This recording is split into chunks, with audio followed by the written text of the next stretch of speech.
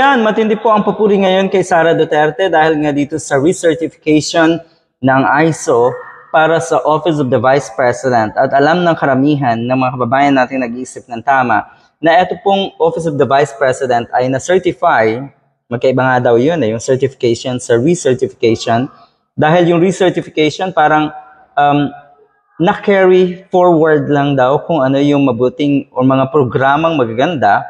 Kaya na-certify ng ISO ang Office of the Vice President under Vice President Leni Robredo. Sabi dito ng isang, sa tingin ko ay Sara Duterte supporter, ISO recertification boosts OVP's service capability. Okay, so nakita agad daw yung capability, yung integrity.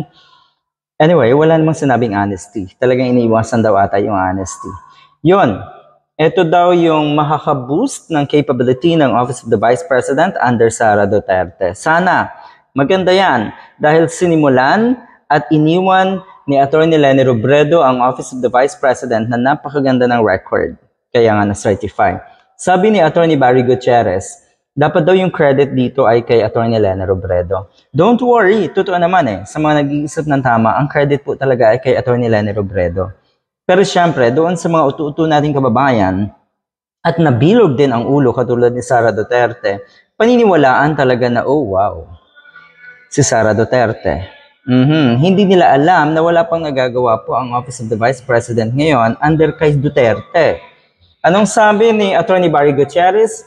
Good to see that at least one of the innovations introduced under Vice President Leni Robredo has been carried forward. Yon, yung mga programa ni Atty. Leni Robredo. Alam na rin si Sara Duterte kung gaano katagumpay at yun yung nagiging pattern niya. Ang ibig sabihin, napakadali ng kanyang trabaho sa ngayon, sa mga unang taon siguro, dahil naandun pa kumbaga, yung sinasabi ng mga netizens na naandyan pa yung latak ng kagandahan ng mga programa ni Atty. Leni Robredo na iniwan nga sa Office of the Vice President. So parang ito sa Sara Duterte, at least mayroong guide, meron ng pattern kung paano patatakbuhin ng maayos ang kanyang opisina. Pero yun nga, kailan tatagal? Hanggang kailan? Ang ibig sabihin, hindi ba't ito ay baka ngayon lang? Alam niyo naman ang isang Sara Duterte, nagiging busy agad yan sa pamumulitika. Sigurado tayo, sa ngayon pa lang ay ang inaatupag na ng mga kampo nga na si Sara Duterte ay ang kanyang pagtakbo sa 2025. Sabi nga ng ilang netizens, sino ba kasi ang bumilog sa ulo nito si Duterte at naniwala na kaya niya na maging presidente? Diba? At sino ang bumilog? Bakit pati DepEd ay kinuha niya?